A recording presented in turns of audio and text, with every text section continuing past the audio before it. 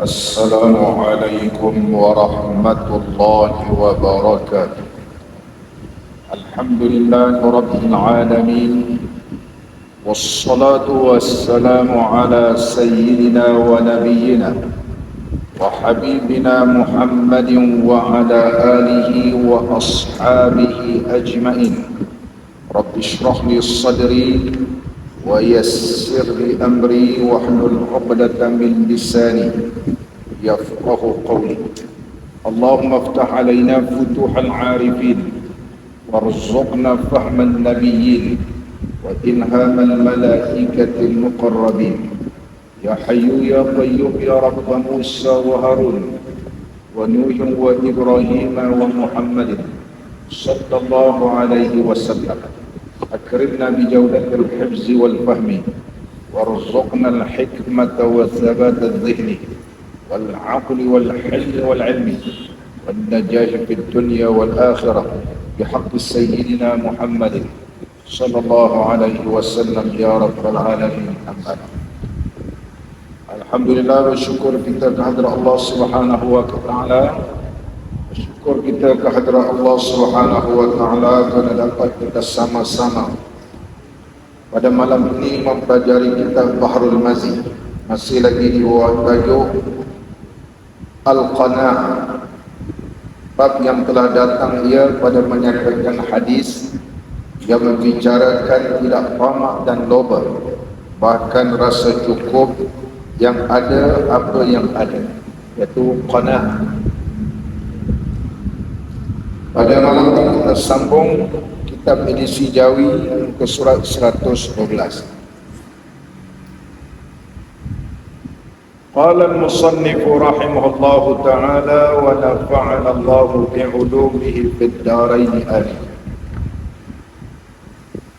Dan sungguhnya dimisalkan oleh Qadhi Abu Bakar Ibnu Al-Arabi dengan wajib minta sedekah itu pada orang yang jadi murid sufi pada awal jadinya. Seorang ulama yang terkenal di kalangan mazhab Maliki, yaitu Syekh Abu Bakar Ibnu Al-Arabi rahimahullah ta'ala.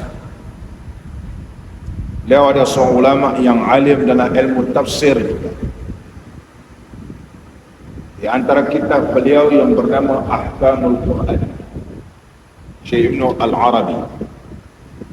Pada peringkat awal kitab Ahkamul Quran sebanyak 30 jilid.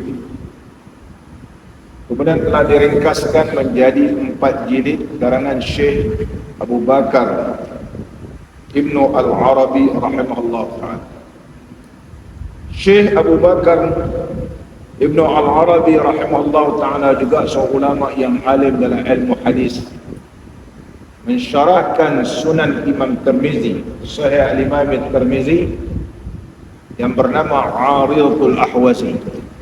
Syekh Idris Marbawi rahimahullah ta'ala dan Syekh kita ni cukup gemar merujuk dalam kitab Aridatul Ahwazi karangan Al-Qadhi Abu Bakar Ibnu Al-Arabi rahimahullah ta'ala. Disebut dalam kitab Aridatul Ahwazi syarah kepada Sahih al-Imam Tirmizi ini atau Sunan al-Imam Tirmizi, menyebut bahawa ikut amalan ahli-ahli sufi, iaitu murid. Dia ada murid, murad, inilah istilah ilmu sufi. Seorang yang berkehendak untuk membersihkan dirinya daripada segala kotoran dan segala dosa untuk menuju ke hadirat Allah Subhanahu wa taala, untuk as-salik ila Allah, iaitu berjalan menuju ke hadirat Allah Subhanahu wa taala, maka adalah wajib bagi mereka ni minta sedekah. Wajib istilah sufi dan wajib di sudut syarak. Jadi bagi orang yang nak menjalani dirinya menjadi ahli sufi, maka hendaklah dia menjadi seperti orang papa. Contohnya pengarang kitab yang terkenal Al-Imam Abdul Wahab Asy-Sya'rani rahimahullahu ta'ala. Syekh Abdul Wahab Asy-Sya'rani rahimahullahu ta'ala telah bertemu guru beliau Al-Khawwas, Syekh Ali Al-Khawwas rahimahullah ta'ala. Syekh Abdul Wahab Syarani ni seorang ulama yang alim. Kuburnya di Kahirah, di Bab Sya'riyah, dan ada sebuah masjid yang besar, Masjid Syarani. Dalamnya disemadikan oleh yaitu Syekh Abdul Wahab Syarani rahimahullah ta'ala. Seorang ulama yang alim dalam ilmu syariah, bertemu kepada gurunya yang bernama Syekh Ali Al-Khawwas. Syekh Ali ini dia buta huruf, tak tahu membaca, tak tahu menulis, tapi ilmunya semua yang ada ni dia tahu. Kalau kita baca kitab, apa dalam kitab-kitab pun dia tahu. Sehingga takjub Syekh Abdul Wahab Syarani rahimahullah. Maka Syekh Abdul Wahab Syarani rahimahullah ta'ala nak berguru dengan Syekh Ali Khawwas rahimahullah ta'ala, nak berguru dengan dia. Kata Syekh Ali, kalau nak berguru dengan aku, kitab-kitab yang ada di rumah kamu tu kena sedekah, kena jualkan kitab kamu. Jual, kalau dapat duit daripada jualan tersebut, sedekah kepada fakir miskin. Maka Syekh Abdul Wahab Syarani rahimahullah ta'ala, kerana itu syarat nak menjadi anak murid, jual semua kitab. Semua kitab telah dijual, dan dapat duit ni sedekah pada fakir miskin. Jadi Syekh Abdul Wahab Syarani tak ada apa-apa lah. Sebelum ni dia rasa dia alim, satu kitab pun tak ada kat rumah. Kalau nak mengajar pun tergagap-gagap, sebab tak ada rujukan. Sebelum ni dia merasa dia hebat kerana di rumah dia penuh dengan kitab. Dia bawa sampai ke atas penuh kitab. Alim kan ada kitab. Maka Syekh Abdul Wahab Syarani bila telah menjual semua kitab dan disedekahkan, dapat duit itu sedekah pada fuqara, pada orang miskin, Syekh Ali Khawwas bertanya kepadanya, bagaimana kamu rasakan sekarang ini? Dia kata, aku rasa aku orang jahil. Maka Syekh Ali Khawwas rahimahullah ta'ala telah didikkan dia supaya hilang sifat takabur, hilang sifat riak, hilang sifat ujub, jadi seorang yang fakir sekarang ini. Dididik oleh Syekh Ali Khawwas. Bila dididik, dia hanya kepada Allah, sebab Allah yang memberikan ilmu, sebab Allah di antara nama Allah Al-Alim. Allah telah mencurahkan ilmu kepada Syekh Abdul Wahab Syarani rahimahullah ta'ala. Walaupun kitab telah dijual dan telah disedekahkan segala hasil jualan tersebut, Allah telah mencurahkan ilmu kepada Syekh Abdul Wahab Syarani sehingga karangannya ya Allah punya banyak. Banyak karangan Syekh Abdul Wahab Syarani rahimahullah ta'ala, kalau kita nak baca pun tak terbaca. Karangan Syekh Abdul Wahab Syarani Tabaqatul Kubra, Al-Mizanul Kubra, dan juga dalam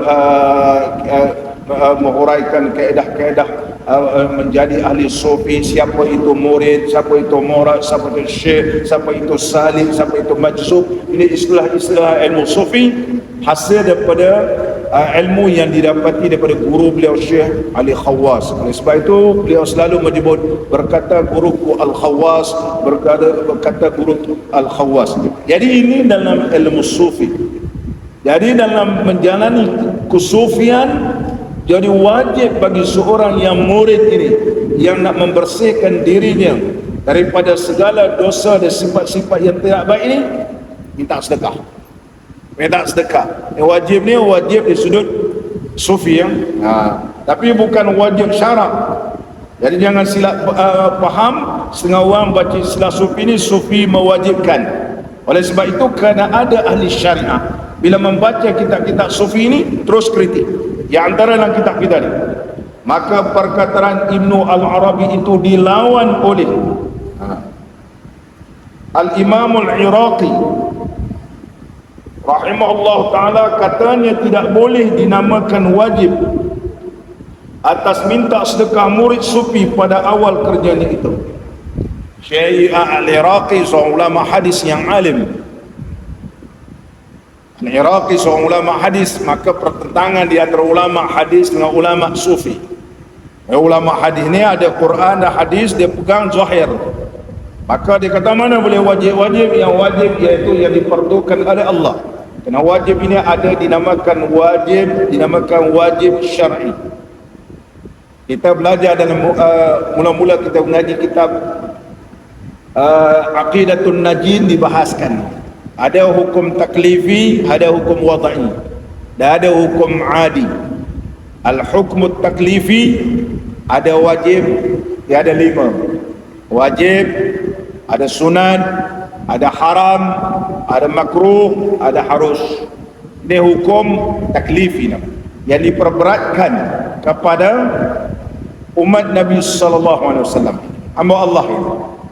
Hukum taklifi ijab, sebelum Allah menjadikan makhluk ini sudah Allah Subhanahu wa taala mengetahui wajib.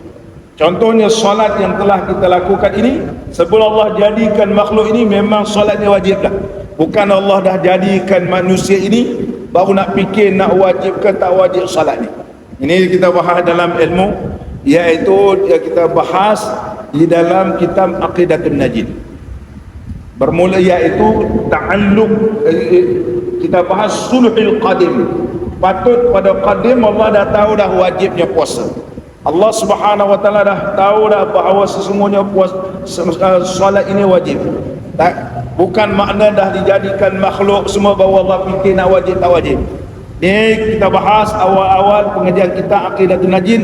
Ada yang dinamakan ijab, ada yang dinamakan an-nadbu, ada yang dinamakan tahrim, ada yang dinamakan al-karahah, ada yang dinamakan ibahah. Berkaitan perbuatan orang mukallaf bertukar nama dia menjadi wajib. Berkaitan perbuatan orang mukallaf jadilah nama dia mandub, iaitu sunat. Bertukar kepada berkaitan dengan orang mukallaf nama dia haram. Berkaitan dengan orang mukallaf nama dia itu mubahah, harus. Ini mula-mula mengaji kita Aqidatun Najin. Adapun dalam ilmu tasawuf dibahaskan dinamakan a'yan sabitah. A'yan sabitah, iaitu a'yan yang sabit pada azali lagi. Allah Subhanahu wa taala memang wajibkan puasa. Allah Subhanahu wa taala memang dah wajibkan salat 5 waktu. Allah Subhanahu wa taala wajibkan mengerjakan ibadah haji seumur hidup sekali. Zakat, ini a'yan sabitah. Walaupun belum dijadikan makhluk. Kemudian apabila telah dijadikan makhluk, benda itu jadi wajib, namanya a'yan kharijiyah. Iaitu a'yan kharijiyah ini dinamakan tanjizul hadis dalam pengajian ilmu tauhid, nama dia tanjiz. Adapun dalam ilmu tasawuf dibahas disebut a'yan. Ada a'yan sabitah, ada a'yan kharijiyah. Ini dalam pengajian ilmu tasawuf. Dalam ilmu tasawuf istilah berbeza tapi benda yang sama. Benda yang sama. Muslimin dan muslimat yang dirahmati oleh Allah Subhanahu wa taala. Syekh Iraqi bantah. Dia kata wajib, haram, makruh ni bila Allah haramkan, haram. Allah wajib. Mana boleh kita mewajibkan seseorang itu meminta sedekah sedangkan dia sebelum ni dia bukan orang susah, bukan orang apa-apa, suruh minta sedekah. Jadi wajib ini wajib istilah sufi. Contohnya ulama sufi menyebut sekelip mata, kalau mataku tidak terpandang kepada Rasulullah sallallahu alaihi wasallam maka kuhukumkan aku kufur. Itu istilah bahasa sufi. Mana sekelip mata tak nampak Nabi sallallahu alaihi wasallam, kufur gitu. Kufur istilah ulama sufi. Kufur di sudut kufurnya nikmat. Kufur nikmat. Bukan kufur memang kufur jadi kafir sungguh dah. Istilah ulama sufi. Maka Syekh Iraqi dan ulama hadis, dia pandang pada perkataan ini, dia terus bantah, dia kata tak betul.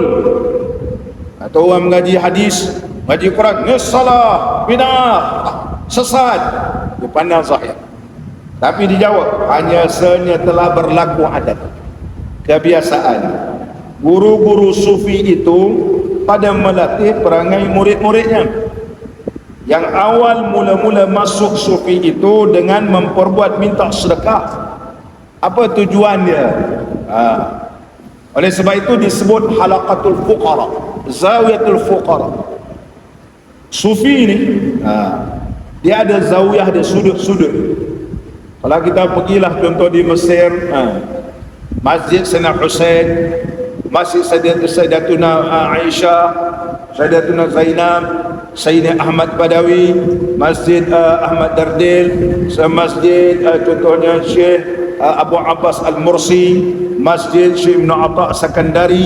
Dia ni kalau kita lepas semayang ni, dia ada halaqah-halaqah, ada zawiyah-zawiyah. Sudut sini ada orang, sudut di sana ada untuk syekh dia. Ini dinamakan halaqah ini, kumpulan-kumpulan ini disebut fuqara. Walaupun yang hadir itu bukan orang fakir, kaya-kaya belaka. Tapi bila menceburui ilmu sufi ini, dinamakan mereka fakir. Maka diajarkan mereka, diajarkan supaya minta sedekah, supaya apa? Supaya pecah dan hina rasa diri mereka itu. Apabila adalah yang demikian itu, memperbaik akan diri yang kena latih. Itu tujuan dia.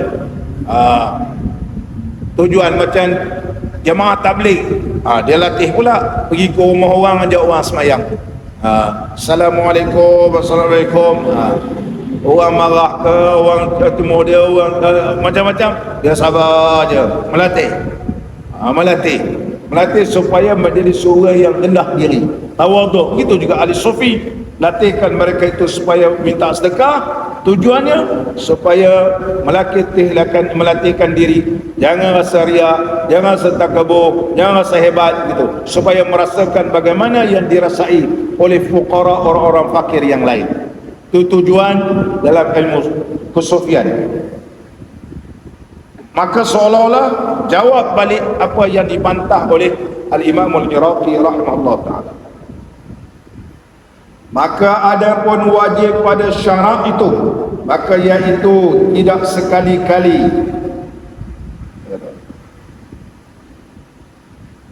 Makna kalau wajib di sudut syarat, mestilah buat. Kalau wajib syarat macam solat, tak boleh lah. Semua orang kena solat 5 waktu, semua orang kena puasa, kecuali ada uzur syar'i. Semua orang kena mengeluarkan zakat kalau ianya cukup nisab. Dan pada hadis Ibnul Firasi daripada barang yang meriwayatkan dia oleh Abu Daud dan An-Nasa'i rahimahumullahu ta'ala rahmatan wasi'ah, annahu qala ya Rasulullah as'al, faqala la, in kunta sa'ilan wala budda fas'alis salihina. Bahawasanya berkata ia, seorang lelaki Ibnul Firasi, Ibnul Firasi rahimallahu ta'ala rahmatan wasi'ah, dia tanya, ya Rasulullah sallallahu alaihi wasallam, minta sedekah ke hamba? Perlukah saya, ni boleh tak saya minta sedekah? Maka sabda Nabi sallallahu alaihi wasallam, jangan minta sedekah, jangan minta-minta ke orang. Dan jika ada kamu tak boleh tiada minta sedekah, tapi kau memang tak boleh elaklah terpaksa minta sedekah, maka minta oleh kamu akan orang yang soleh. Tapi kalau kamu nak juga minta sedekah sebab tak boleh, tidak terpaksa minta, kau kena minta dengan orang yang soleh. Apa maksud orang soleh? Artinya hati orang soleh, orang-orang yang berharta, yang tiada menahan akan apa-apa yang wajib atas diri mereka itu mana orang soleh. Orang soleh yang memiliki harta, dan dia akan berikan kepada orang yang minta dan memerlukan, dan dia tak boleh tahan pun harta tersebut. Dan sungguhnya tiada tahu mereka itu akan orang yang mustahan yang lain daripadanya. Jadi orang yang soleh, siapa minta dia bagi. Dia tak kira lah siapa kamu berhak ke tak berhak. Ini orang soleh. Kita ni kalau nak bagi, pergi tanya macam-macam. Nak bagi tak banyak pun, RM10 kita nak bagi, tanya macam-macam. Ni daripada mana, apa semua. Dia orang soleh, orang minta dia bagi. Ini orang saleh, dan dia tak ada pun ungkit-ungkit. Ini orang saleh. Kalau kau nak minta, minta pada orang saleh. Kalau orang yang saleh ini dia tidak akan mengungkit-ungkit apabila kamu meminta kepada dia. Muslimin dan muslimat yang dirahmati oleh Allah Subhanahu wa taala. Kerana Allah Subhanahu wa taala telah berfirman dalam Al-Quranul Karim berkaitan tentang rezeki. Rezeki ini Allah Subhanahu wa taala berfirman, walau basatallahu ar-rizqa, dalam surah Asy-Syura, li'ibadihi labaghaw fil ardi walakin yunazzilu biqadari ma yasha'u. Surah Asy-Syura ayat 38 ayat 28. Allah Subhanahu wa taala berfirman, sekiranya Allah Subhanahu wa taala melimpah ruahkan rezeki kepada hamba ni, semua hamba Allah ni semua kaya belaka, la baghaw fil ardi, nescaya mereka melampau di muka bumi Allah. Walakin sebaliknya Allah Subhanahu wa taala menurunkan, memberikan rezeki kadar yang ia kehendaki. Ini di bawah masyiatillah. Kita belajar sifat Allah, iaitu di antara iradah. Allah Subhanahu wa taala boleh berikan kita ni rezeki yang begitu banyak sekali, tapi Allah berikan kadar yang dikehendaki oleh Allah. Ni waktu ni Allah kurangkan air, waktu ni Allah panaskan, waktu ni Allah perbanyakkan turunnya air, waktu ni Allah tumbuhkan tumbuh-tumbuhan, waktu ni banyaknya buah-buahan, waktu ni kurangnya buah. Ini kehendak Allah. Kalau Allah nak bagi semua, boleh. Kalau begitu dia akan la baghaw, mereka ini akan melampau di muka bumi Allah. Ada yang kaya, ada yang miskin. Oleh sebab itu Nabi SAW telah bersabda berkaitan tentang rezeki ini. Rezeki ini kalau Allah Subhanahu wa taala telah tentukan rezeki, kita pergi mana pun dapat rezeki. Sebab Allah Subhanahu wa taala yang menurunkan rezeki. Sabda Nabi SAW, "Lau farra ahadukum min rizqihi la adrakahu kama yudrikuhul maut." Sekiranya larilah seseorang kamu daripada rezeki dia, la adrakahu, tempat lain pun dapat rezeki, kama yudrikul maut, sebagaimana mati mencari dia. Kita ni pusing mana pun, kalau mati, mati. Pergi mana pun, kalau rezeki kita memang ada rezeki. Karena rezeki ini diberikan oleh Allah Subhanahu wa taala. Oleh sebab itu orang yang saleh, dia tidak akan rasa sombong ataupun bongkak dengan rezeki yang diberikan oleh Allah. Rezeki ini disebut oleh ulama terbahagi kepada 4 jenis. Yang pertama dinamakan rezeki madmun, di bawah jaminan. Madmun iaitu dijaminkan.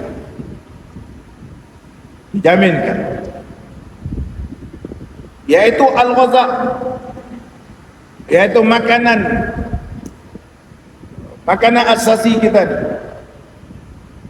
Wa ma fi qawamun binyah, iaitu jari-jari kita ni boleh ambil makanan.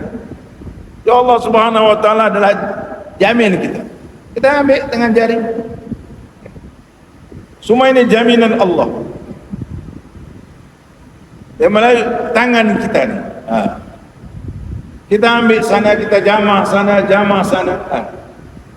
Adakah kita pernah terfikir itu satu rezeki? Rezeki yang telah dijamin oleh Allah. Tadi kita ambil jamah sana sikit makan. Kalau hari ini macam banyak kenduri, banyak rumah terbuka, hari raya ni, jamah sana sikit, jamah sana sikit. Tak makan banyak, ada sana sikit, ni sikit, ambil lemang sikit, ambil laksa sikit, ambil mi kari sikit, pergi rumah sana pula ambil kuih sikit-sikit. Dah tua-tua ni kalau makan silap sikit nanti sakit perut, ambil jamah sikit. Sekarang mana hadir. Ni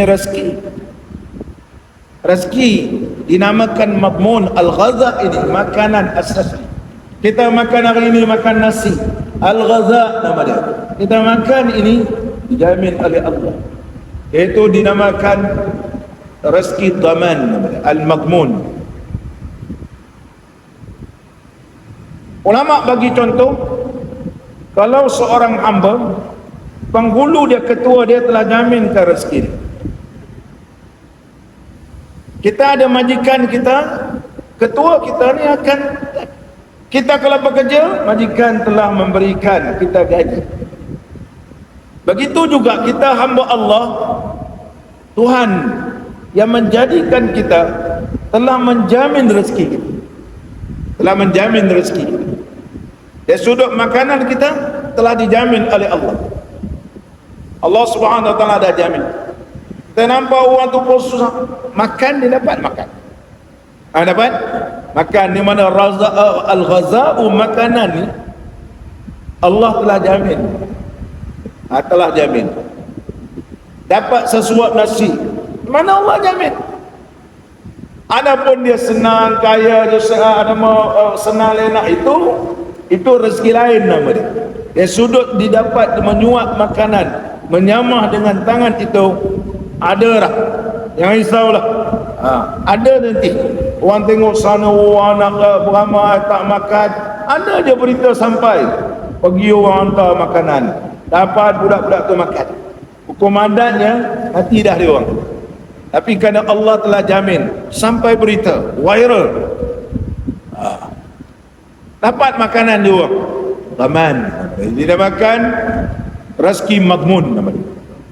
Dan ada rezeki ini disebut oleh ulama namanya rezeki. Yang kedua dinamakan rezeki maksum namanya. Rezeki maksum, iaitu rezeki yang telah dibahagikan oleh Allah.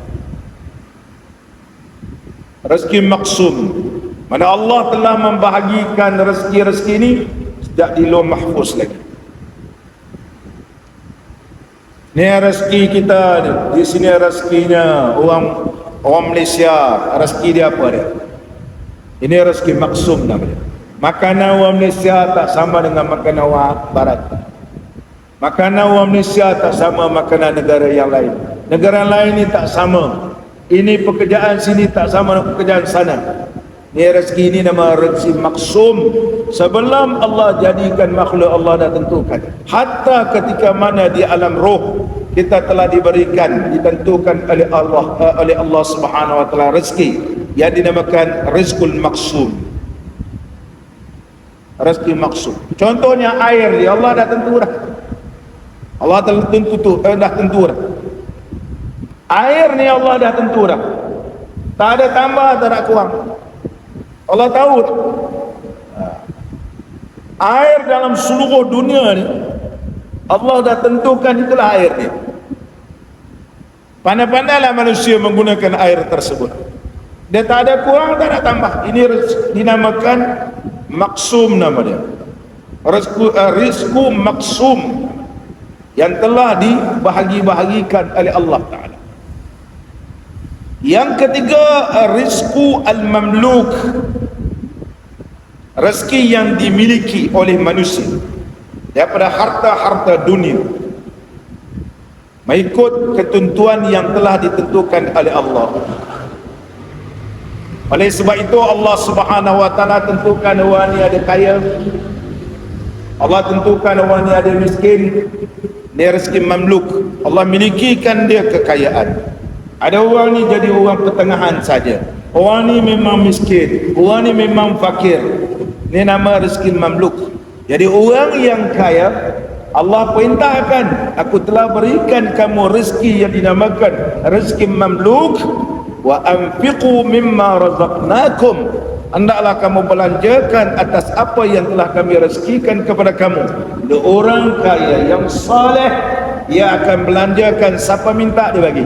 Sebab dia tahu kekayaan yang dia akan capai sekarang ini adalah merupakan rizqul mamluk namanya. Rizqul mamluk.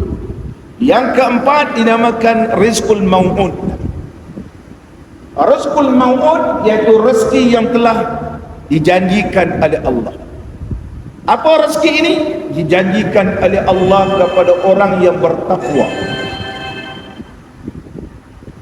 Allah Subhanahu wa taala telah berjanji rezeki pada orang yang bertakwa ini halalan min ghairi kaddin, ianya halal sehingga tidak perlu tak terhitung rezeki ini. Ada rezeki keimanan, rezeki ketakwaan, rezeki yang zahir, rezeki batin ini. Allah berfirman dalam Al-Quran, wa man yattaqillaha, sesiapa yang bertakwa kepada Allah, yaj'al lahu makhraja, nescaya Allah jadikan baginya jalan keluar, wa yarzuqhu, dan Allah memberikan rezeki kepada orang bertakwa ni min haitsu la yahtasib, sekira-kira dia tak hitung pun dapat rezeki itu.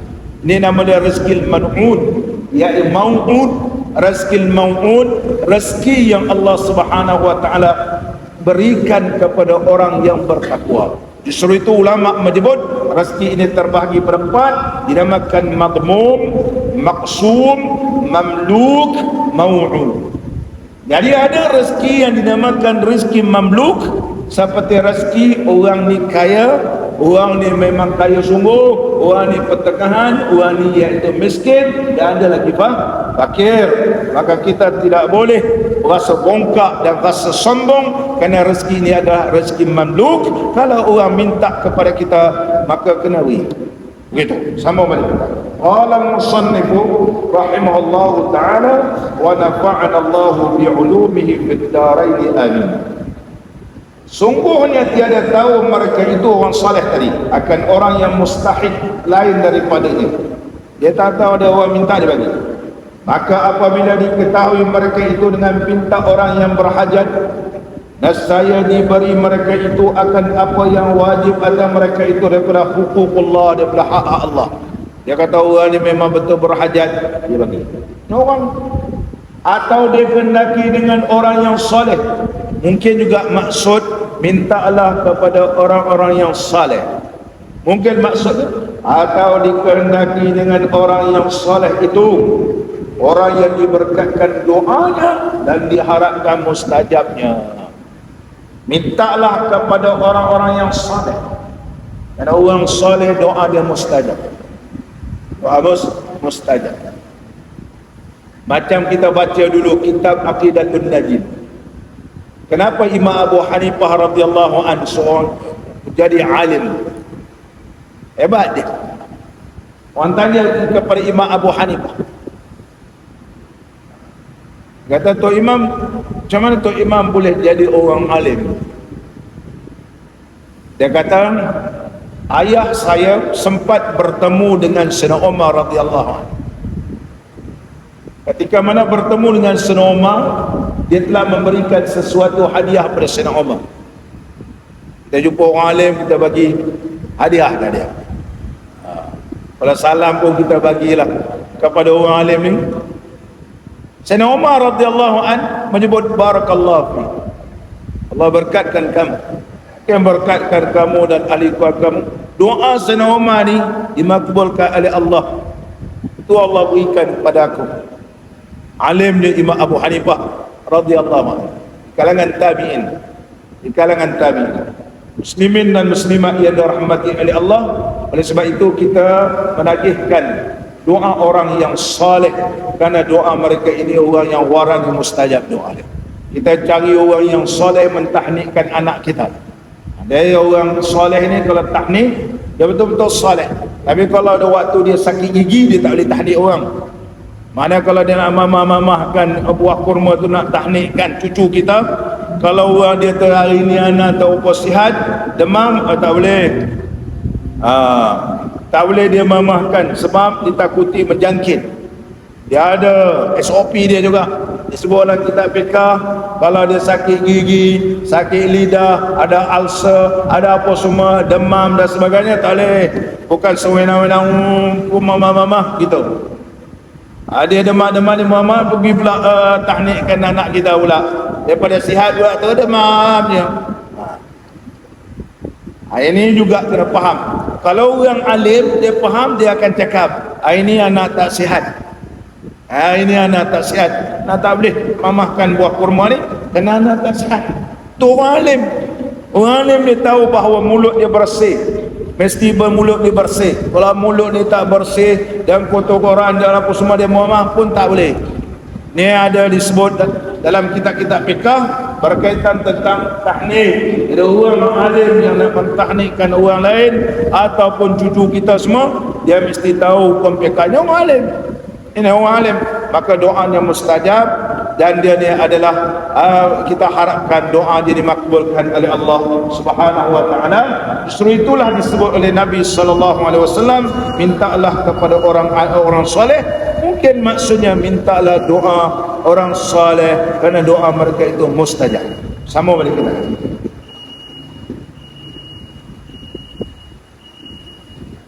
Maka sekira-kira harus meminta sedekah itu, harus saja minta sedekah.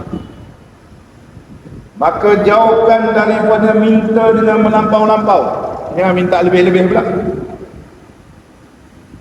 dan meminta dengan wajah Allah kerana Allah.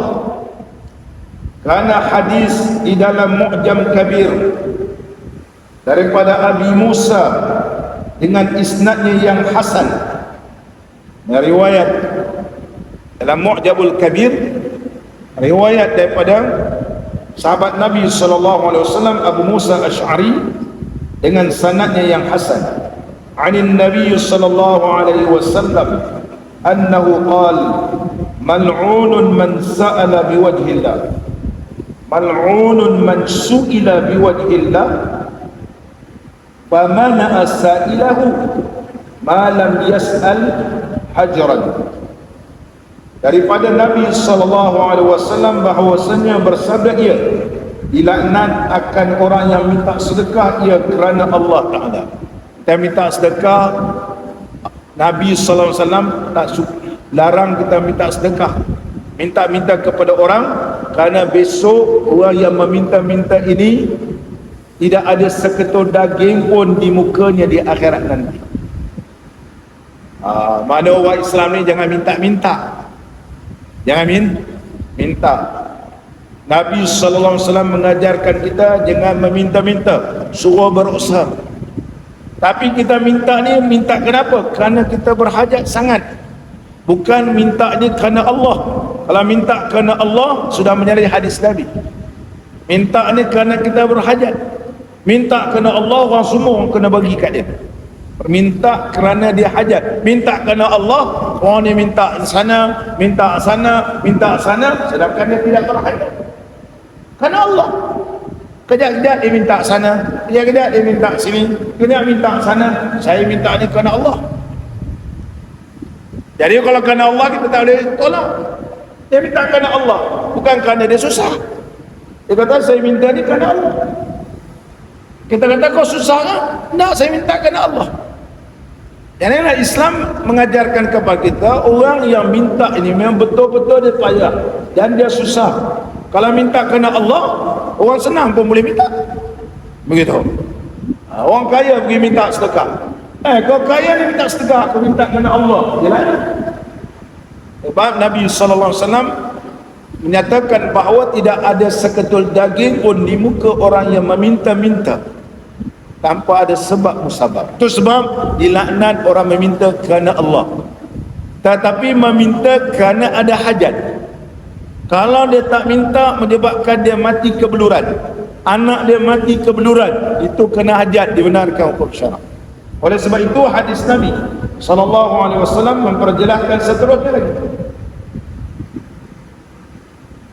Dan dilaknat akan orang yang kena minta dengan kerana Allah lalu tiada diberinya apa sesuatu akan orang meminta. Ada orang minta kepada kita, memang dia tu memang susah, memang kita tengok memang susah betul, kemudian kita tak bagi kat dia, Allah laknat. Sebab kita berkemampuan dan boleh tolong dia, dan kita tak mau tolong, dia minta sungguh-sungguh ni. Memang kerana Allah lah, memang dia susah sangat, maka kita halangkan, dia tak mau, kita tak mau bagi, Allah laknat kita. Itu disebut. Dan dilaknat akan orang yang kena pinta dengan kerana Allah lalu tiada diberinya apa sesuatu akan orang meminta selama tiada ia meminta dengan pintaan yang keji. Kalau minta benda yang baik, kena bagi. Kalau minta benda baik, yang tetapi minta benda-benda yang tidak baik, ya kita halang. Kita tak nak bagi. Itu. Ini diajar oleh Nabi sallallahu alaihi wasallam. Seterusnya lagi masalah.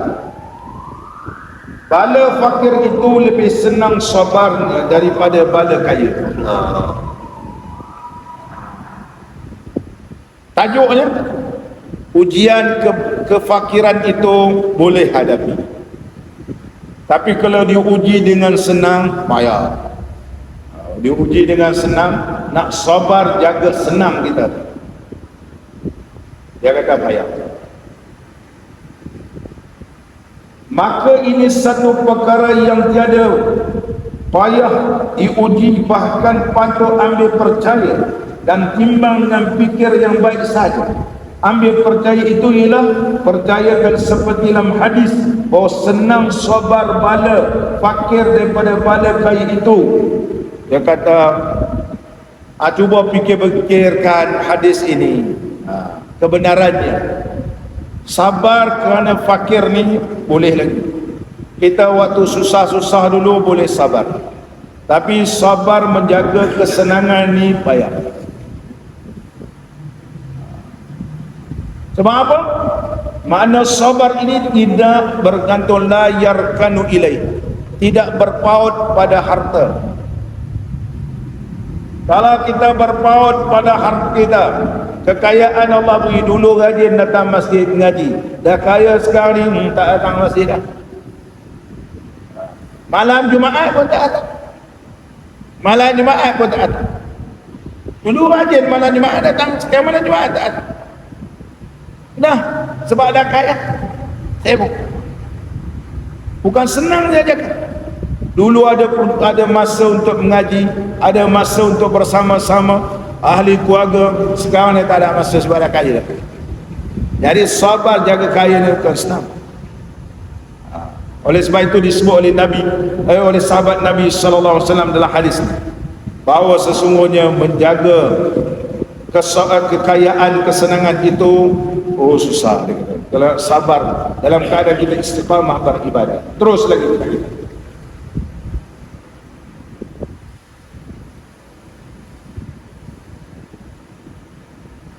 Dan timbang dengan fikir itu padahal bala fakir itu sebagaimana rupanya dan bala kaya itu bagaimana rupanya. Macam mana? Ujian fakir dengan ujian kaya itu macam mana rupanya? Kemudian padukan dengan barang yang telah berlaku, tampaklah bala fakir itu lebih senang sabar atasnya daripada bala kaya. Waktu miskin, boleh sabar. Kita semua ni bukan daripada keluarga kaya. Dulu masa susah-susah, okey je sabar. Mandi pun kita bilik air, kita Allahu Akbar. Sabun pun nak beli, dapat sabun wangi pun susah. Kalau orang kaya lah ada sabun lak apa semua. Orang setengah orang susah ni sabun cak kapak. Sabun warna sabun itulah untuk basuh kasut, itulah untuk basuh pinggan, itulah untuk mandi. Tak ada pun kena penyakit kulit. Cuba budak-budak sekarang pakai sabun tu, gatal. Mandi dulu air keruh kotor, tak rasa apa. Sekarang ni Allahu Akbar. Tidur dalam kelambu boleh. Budak-budak sekarang ni tidur dalam kelambu, sesak datang. Balik kampung letak kelambu, tidur dalam kelambu, sesak nafas, panas rasanya. Orang dulu tidur dalam kelambu okey, sekarang tak boleh sebab dah biasa senang. Sesak nafas, sesak nafas. Dulu orang bila raya-raya rumah mana ada shilling, itulah langit-langit nama dia. Itulah yang tercantik bila raya, letak langit-langit ke atap dia. Ambil kain, jahit-jahit, bagi langit. Susah lah. Orang kampung kalau dulu tutup atap ni, tak ada shilling, itu kira terbaik lah tu. Ada rumah orang langsung tak ada langit-langit ni, nampaklah atap nipah, atap rembir. Sekarang Boleh sabar dah. Bila dah senang sekarang ni, dah gula balik, rumah atas bocor lah, ini atak nipah, kena sigit gatal, udah tu bengkak-bengkak. Allahu Akbar. Dulu masa kecil itulah kena dah. Ini kena nyamuk sikit dah tak tahan. Nampak? Orang boleh sabar dengan susah, tapi bila dah senang dia payah nak sabar. Banyak cerewet, mandi pula tak ada air panas lah, macam mana nak mandi? Allah. Bila dah senang dia nak sabar menghadapi segala rintangan ni, dah ujian payah. Oleh sebab itu disebut dalam kitab kita ni, hati-hatilah. Cuba kita tengok, ramai orang boleh sabar dengan susah, tapi bila dah senang dia payah nak sabar. Terus lagi, maka hadis yang menunjukkan demikian itu ialah seperti hadis yang dikeluarkan oleh Abu Isa At-Tirmizi dengan katanya, an Abdurrahman ibn Auf, sahabat Nabi sallallahu alaihi wasallam, kaya ni Abdurrahman ibn Auf, sebab dia meriwayatkan hadis. Abdurrahman ibn Auf Al-Qurashi Az-Zuhri, salah seorang daripada 10 orang yang Islam pada permulaan dan dijanji masuk syurga. Dia adalah seorang yang masyhur, terkenal sahabat Nabi, iaitu Abdurrahman ibn Auf. Meninggal dunia pada tahun 32 Hijriah. Karena dia seorang yang Allah berikan harta yang banyak, jadi Abdurrahman ibn Auf radhiyallahu anhu meriwayatkan hadis, ubtulina ma'a Rasulillah sallallahu alaihi wasallam bid-dharra'i sabarna.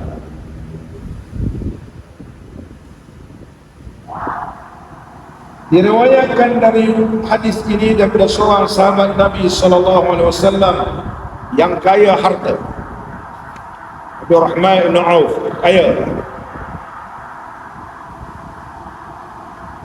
Dia menyebut ubtulina ma'a Rasulillah sallallahu alaihi wasallam.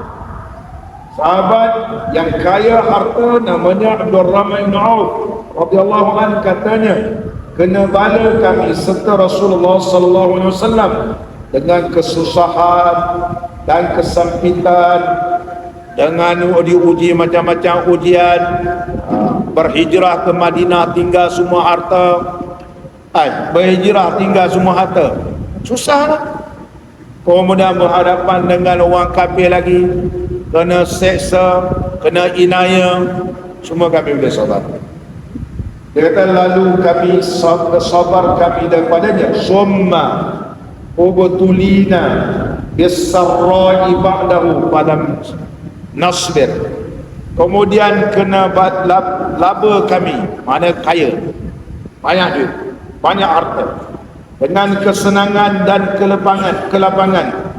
Kemudian daripada wafatnya Nabi sallallahu alaihi wasallam, maka tiada sabar kami di atas bala kesenangan itu. Kata Imam Abu Isa At-Tirmizi rahimahullah ta'ala, bermula ini hadis hasan. Masalah, bala fakir miskin itu bagaimana ia? Sungguhnya fakir itu ialah orang yang tiada berharta, yang menutup kadar hajat yang lazim. Maka ada fakir miskin itu tidak ada apa sesuatu dalam tangannya sama sekali, tak ada apa, seperti yang berlaku pada setengah sahabat Nabi sallallahu alaihi wasallam yang berpindah daripada Mekah ke negeri Madinah. Menurut Nabi sallallahu alaihi wasallam dah peristiwa hijrah, tinggal semua harta ke Mekah, pergi berhijrah, setelah seminggu tak ada harta, maka tinggallah segala harta dan rumah tangganya yang di Mekah itu menjadi fakir miskin di negeri orang, dengan menanggung berapa bala kefakiran itu. Terkadang kena kelaparan mereka itu dengan Nabi sallallahu alaihi wasallam beberapa hari tidak jumpa makan. Ya, sahabat Nabi sallallahu alaihi wasallam, oleh sebab dalam kitab Jauharul Mahub dalam bab sabar musibah, kisah Sayyidina Abu Hurairah radhiyallahu anhu. Susah dia. Dia ketua penduduk Saffah. Sampai terbaik depan masjid. Dari begitu. Apa? Kemudian lalu Sayyidina Abu Bakar kata, apa hal kau Abu Hurairah? Dia kata, aku ingin bertanya kepada kamu ayat ini apa makna tafsirnya. Sayyidina Abu Bakar kata, apa ayat itu tafsirnya begini-begini. Semua tak faham. Lalu Sayyidina Umar, Sayyidina Ali, Sayyidina Osman semua ni, Sayyidina Osman, Sayyidina Ali semua tak faham kecuali Rasulullah sallallahu alaihi wasallam. Baik. Dia kata Abu Hurairah, sebenarnya kamu ni bukan masalah nak tanya tafsir ayat. Sebenarnya kau lapar. Ya kau lapar, dah lama tak makan. Jom nak masuk rumah. Sebenarnya Sayyidina Abu Hurairah dia segan nak cakap ke Sayyidina Abu Bakar, aku ni lapar. Dia nak bila tanya ayat-ayat ni, oh Abu Hurairah, jomlah ke rumah kalau kau nak tanya ayat tu, sambil kita makan kurma apa semua, itu tujuan. Tapi seorang pun tak boleh baca hati Sayyidina Abu Hurairah. Bila Rasulullah sallallahu alaihi wasallam masuk dalam rumah, diberilah minum. Besok insya-Allah kita baca hadis tu panjang, kisah Abu Hurairah di dalam kitab Jauharul Maut. Saya ringkaskan, masuk rumah Nabi sallallahu alaihi wasallam, Rasulullah pun hidangkan dia satu bekas air dan satu bekas susu. Oh, jadi Abu Hurairah kata kalau minum susu segar ni, hilang lapar kita. Kita dapat flashback, kita dapat susu segar ni, satu cawan. Dia kata lega. Tapi Nabi sallallahu alaihi wasallam menyebut, wahai Abu Hurairah, kamu adalah ketua Saffah. Dia kuat lebih daripada 80 orang. Panggil mereka semua. Panggil lah. Dia dalam hati dia merasakan panggil. Dia kata kalau kamu pun lapar wahai Abu Hurairah, mereka ni lagi lapar. Bagi mereka minum. Terdetik dalam hati Sayyidina Abu Hurairah radhiyallahu anhu. Dia kata tak merasalah aku minum. Susu yang sikit bagi minum untuk 80 orang. Bagi minum. Dia mukjizat Nabi sallallahu alaihi wasallam, bagi minum. Mula-mula terdetik hati, tak merasalah aku minum. Hukum adat memang tak merasa. Bagi minum habis. Last sekali sampai Sayyidina Abu Hurairah radhiyallahu anhu. Abu Hurairah pun Rasulullah sallallahu alaihi wasallam bersabda, "Ishrab ya Abu Hurairah." Dia pun minum. "Ishrab ya Abu Hurairah." Minum. "Ishrab ya Abu Hurairah." Masuk ketiga dia kata kalau bahasa Mesir ni sebut milian, full, dah kenyang. Ataupun hadis Nabi, hani'an ya Rasulullah. Dia kata dah kenyang ya Rasulullah. Last kali Nabi sallallahu alaihi wasallam minum yang terakhir. Minum, kemudian Nabi sallallahu alaihi wasallam bersabda, "Sayyidul qaumi khadimuhum." Ketua kepada satu kaum, dia jadi khadam kepada kaum. Mana kalau kita jadi ketua kepada satu kaum, kita jadi khadam kepada kaum, bukan kaum jadi khadam kat kita. Kita balik zaman sekarang ni, kaum jadi khadam kepada ketua, dan ketua sapu habis. Bahasa sekarang sakau habis.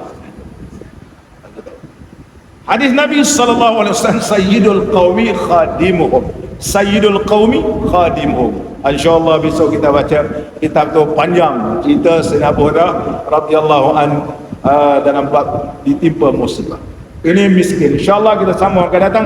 Mudah-mudahan pertemuan kita diberkati dan diradai oleh Allah Subhanahu wa taala. Bismillahirrahmanirrahim. Alhamdulillah rabbil alamin, wassalatu wassalamu ala sayyidina Muhammadin wa ala alihi wa sahbihi ajma'in. Allahumma ij'al ijtima'ana bil rahmah wa iftiraqana bil maghfirah wa khatimatana bis sa'adah wa alhimna ar-rushda wal hikmah. ربنا آتنا في الدنيا حسنة وفي الآخرة حسنة وقنا عذاب النار وصلى الله على سيدنا محمد وعلى آله وصحبه وسلم والحمد لله رب العالمين. أقم الصلاة.